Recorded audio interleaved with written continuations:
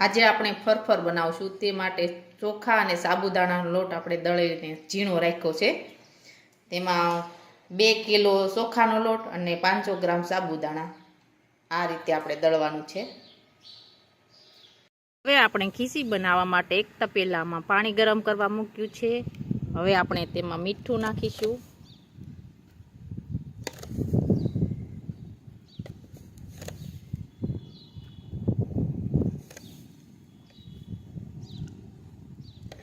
હવે આપણે પાણી છે તે ખૂબ ઉકળવા દઈશું।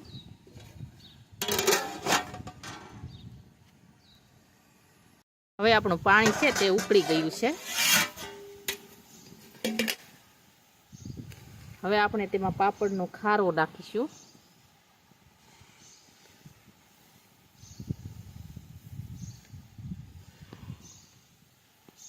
હવે થોડી વાર ઉકળવા દઈશું। હવે આપણું પાણી છે એ સરસ ઉકળી ગયું છે। હવે આપણે તેમાં લોટ છે તે નાખીશું। આ રીતના લોટ નાખતો જવાનો અને વેલણ છે તે ફેરવતું જવાનું।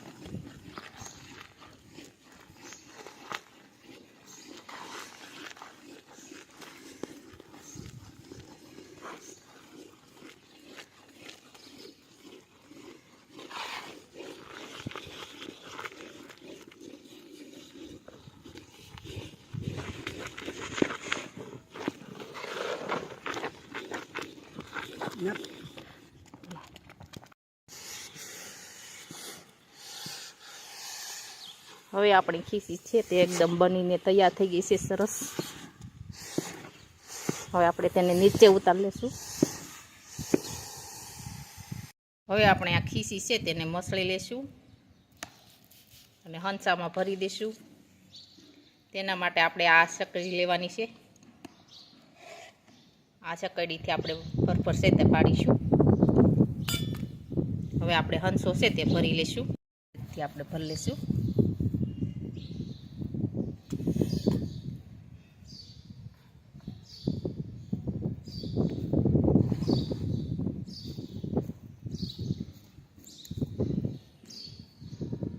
હવે આપણા હંસા છે તે ભરાઈ ગયા છે। હવે આપણે ફરફર પાડી લેશું। હવે આ રીતથી આપણે ફરફર છે તે બધી પાડી લેશું સરસ પટ્ટા। હવે આપણી બધી ફરફર છે તે સરસ પડી ગઈ છે, તૈયાર થઈ ગઈ છે પડીને।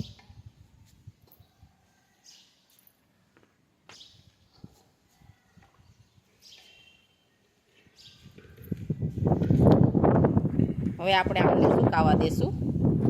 ફરફર છે તે એકદમ સુકાઈને તૈયાર થઈ ગઈ છે સરસ।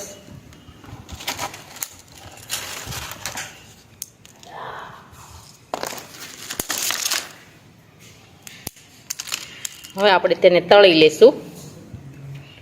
હવે આપણે ફરફર તળવા માટે એક કડાઈમાં તેલ ગરમ કરવા મૂક્યું છે। હવે આપણું તેલ છે તે ગરમ થઈ ગયું છે।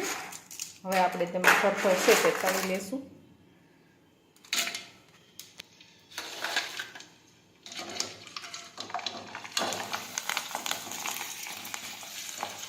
એકદમ સરસ તળાઈ ગઈ છે, એકદમ સરસ ફૂલી પણ છે। આ રીતે આપણે ફરફર છે તે તળી લેશું। તૈયાર છે આપણી ચોખા અને સાબુદાણાની ફરફર। અને અમારો આ વિડીયો ગમે તો અમારી JK કુકિંગ્સ એન્ડ હેન્ડવર્ક ચેનલને લાઈક કરો, શેર કરો અને સબસ્ક્રાઈબ કરો।